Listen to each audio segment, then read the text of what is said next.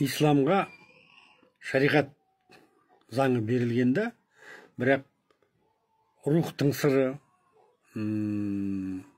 тылсымның сыры берілмеген. Егер де тылсымның сыры ислам білген болса, онда Қағба неге қара жамылып тұр. Өйткені қара түстің қаралықтың ұясы екендігін соны ислам түсінбей отыр да. Мұхаммед пайғамбар сезген. Ол айтады ғой, сақалды қараға бояуға болмайды деп. Бірақ та жалпы алғанда запрет бар да, мысалы үшін суретке, музыкаға, үнге, әуенге деген секілді. Оның бәрі неліктен? Солардың сыры, мысалы үшін сөзде сиқыр бар, бейнеде сиқыр бар, суретте сиқыр бар, үнде сиқыр бар. Түсіндіңіздер ме? Сондықтан одан құтылудың бір-ақ жолы тыйым салу. Ал жалпы алғанда суреттің ағымы бар, қарасы бар, жақсысы бар, жаманы бар. Сөздің де жақсысы бар, жаманы бар.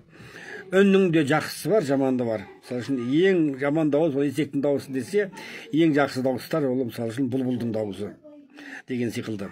Сондықтан жалпы алғанда ислам әлемінде сурет салуға болмайды дегенменен біз жаңағы Исаның ілімі тарихатқа өткеннен кейін оның бәріне рұқсат беріледі.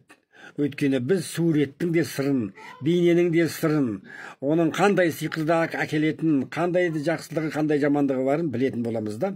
То есть тылсымның сыры ашылады. Өйткені Иса рух Аллах, рух ашылғасын тылсымның ішкі сыры ашылады да.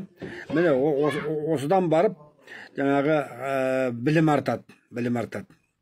Сондықтан қазіргі таңда музыка, үн, жұмақтың қандай үндері бар, өзі айтылады ғой ол. Онда жан тербейтін үндер болады да, ән, әуез, музыка мысалы үшін.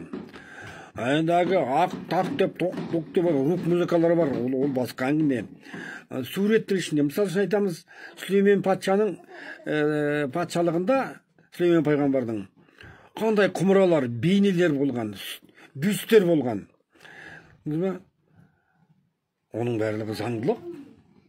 Ал бірақ сол бюстің орнына жынның суретін сақпайса, я болмайтын болса, шайтанның суретін сақпайса, әрине ол жамандық әкеледі. Мысалы үшін сен үйіңе шошқаның басын іліп қойсаң, или шошқаның суретін сақпайсаң, ол саған жамандық әкеледі. Ал егер де аққудың суретін іліп қойсаң, ол үйге жақсылық